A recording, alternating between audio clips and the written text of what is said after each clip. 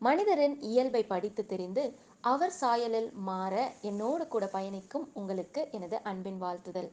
மனிதனின் இயல்பு, உங்களுடைய இயல்பு என்ன என்று உங்களுக்கு தெரியும் தானே? மெய்யாகவே தெரியுமா என்று இத்தொடரின் இறுதியில் தேவன் நமக்கு வெளிப்படுத்துவார். இத்தொடரின் முதல் பாகமாக பாவத்தின் தோற்றம் பற்றி படிக்க இருக்கிறோம். இன்று நாள் 3. பாவத்தின் தோற்றம் என்று சொன்னால் யாரிடம் புறப்பட்டது, எப்பொழுது தோற்றமாகினது, எங்கே உருப்பெற்றது என்ற கேள்விகள் நமக்கு எழக்கூடும். இது ஒரு எளிதான கேள்விகளைப் போல தோன்றலாம். ஆனால் இந்த எளிமையான கேள்விகளின் ஆழமான பதில்கள் தான் நம் இன்றைய பாடமாக அமைகிறது. பூமியின் அஸ்திபாரம் போடப்படும் முன்னமே விடியற்காலத்து நட்சத்திரங்கள் ஏகமாய் பாடி தேவ புத்திரர் எல்லாரும் கெம்பீரித்தார்கள் என்று யோபுவின் புஸ்தகத்திலே நாம் வாசிக்கக்கூடும். ஆனால் வழிகளில் குற்றமற்றவனாய், ஞானத்தில் நிறைந்தவனாய், விசித்திரமான முத்திரை மோதிரமாய் அபிஷேகம் பண்ணப்பட்ட கேருபீன் ஆகிய லூசிஃபர் கெம்பீரிக்கவில்லை, பணிந்து கொள்ளவில்லை. அப்படியானால் பாவத்தின் தோற்றம் லூசிஃபரிடம்தான் என்பது உடனடியான பதிலாக நம் மனதில் தோன்றுகிறதல்லவா? தேவ குடும்பத்தின் பிள்ளையாகிய லூசிஃபரிடம் தோற்றம் உண்டானால், பாவத்தின் தோற்றம் உண்டென்றால், அதே குடும்பத்தின் பிள்ளைகளாகிய நம் முகத்திலேயும் அவற்றையே பார்க்க கூடுமாமே? பார்ப்போமா? அன்பையே பிரமாணமாக, அன்பின் பிரமாணத்தை தேவன் தம்முடைய அரசாங்கத்தின் அஸ்திவாரமாக வைத்திருந்தார். ஒளிமிக்க பரிசுத்தமான சேராபீன்களிலிருந்து மனிதன் வரைக்கும் ஒவ்வொரு சிருஷ்டியும் சிருஷ்டிகர் உள்ளே வாசம் செய்யும் தேவனுடைய ஆலயமாக இருக்க வேண்டும் என்பதுதான் தேவனின் நித்திய கால நோக்கமாக இருந்தது. இந்த நோக்கமும் பரலோக மகிழ்ச்சியின் இணக்கமும் கெடுக்கும் எவ்வித அபஸ்வரமும் லூசிஃபரிடம் இல்லாதே இருந்தது. தேவனை துதிப்பதும் அவருடைய கற்பனைகளுக்கு கீழ்ப்படிவதும் லூசிஃபரின் மிகுந்த ஆர்வமும் மகிழ்ச்சியுமாக இருந்தது. இதைதான் நாம் நேற்றும் முன்தினமும் பார்த்தோம். இன்று இந்த மகிழ்ச்சிகரமான நிலையில் பரலோகத்தில் ஒரு மாற்றம் உண்டாயிற்று. எங்கே? தேவன் மிக உன்னதமாக பூரணமாய் லூசிஃபரை சிருஷ்டித்திருந்த போதிலும் he did not place him beyond the possibility of evil. அப்படி என்றால் தேவன் தீமையின் நிலையிலிருந்து லூசிஃபரை கட்டாயமாக அடக்கி வைக்கவில்லை.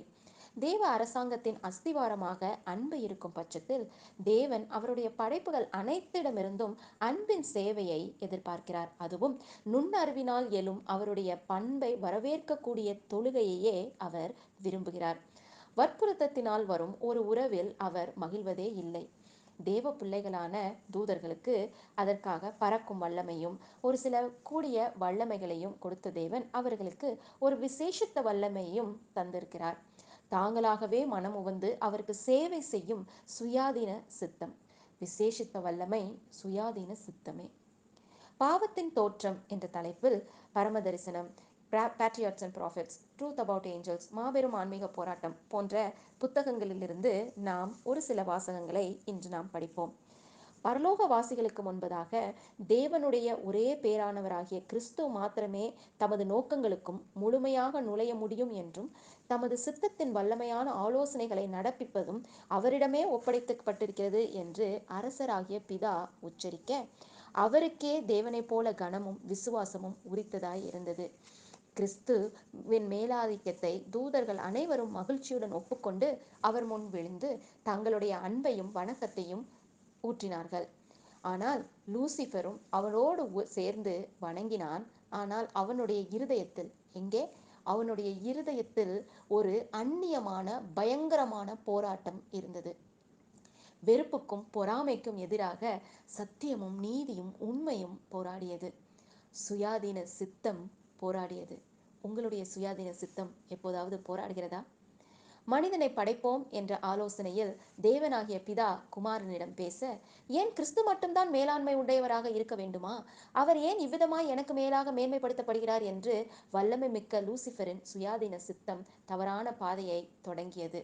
தேவன் பரிசாக கொடுத்த வல்லமை, சுதந்திரம், சுயாதீன சித்தத்தை வேண்டாத விதத்தில் மாற்றுவது ஆரம்பித்த அந்த நபரிடம், அவனுக்குள், தெரிந்து கொண்ட அவனுக்குள் பாவம் தோன்றினது. இது எப்படி திடீரென்று லூசிஃபரிடம் தோன்றியதா? எங்கே தோன்றியது? ஆரம்பத்தில் லூசிஃபர் எங்கே நழுவி செல்கிறான் என்பதை அவனே அறியாமல் காணாமல் இருந்தான். சுயத்தை உயர்த்தும் ஆசையில் கொஞ்சம் கொஞ்சமாக லூசிஃபர் திளைக்க ஆரம்பித்தான்.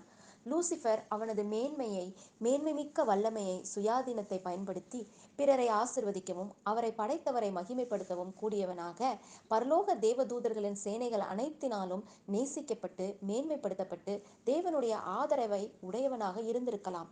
ஆனால் கர்த்தராகிய ஆண்டவர் அவனை குறித்து சொல்லுகிறது வேத வாக்கியங்களில் என்னவென்றால், நீ உன் மினுக்கினால் உன் ஞானத்தை கெடுத்தாய் என்றும், தேவனுடைய நட்சத்திரங்களுக்கு மேலாக என் சிங்காசனத்தை உயர்த்துவேன், உன்னதமானவருக்கு ஒப்பாவேன் என்றும் நீ உன் இருதயத்தில் சொன்னாய் என்று எழுதப்பட்டிருக்கிறது. அவனுடைய மகிமை எல்லாம் தேவனிடத்திலிருந்து வந்திருந்தும் இந்த வல்லமையான தூதன் அதை தன்னோடு தொடர்புடையதாக தவறாக எண்ணினான். பரலோக சேனைகளுக்கு மேலாக கனப்படுத்தப்பட்ட இருந்த போதிலும் தன்னுடைய நிலையில் திருப்தி அடையாதவனாக சிருஷ்டிகருக்கு மட்டுமே உரித்தான மரியாதையை இச்சித்தான். தோற்றம் லூசிஃபரிடம் உண்டானது. தன்னுடைய சுயாதீன சித்தத்தை தவறாக தெரிந்து கொண்ட அவனுடைய இருதயத்தில் உண்டானது. லூசிஃபருக்கும் பரிசுத்த தேவ தூதர்களுக்கும் கொடுக்கப்பட்ட அதே வல்லமை, அதே ஸ்லாக்கியம் மனிதனுக்கும் ஸ்பெஷல் பவராக, விசேஷித்த வல்லமையாக கொடுக்கப்பட்டுள்ளது. அந்த சுயாதீனத்தை நாம் எவ்வாறு பயன்படுத்துகிறோம்?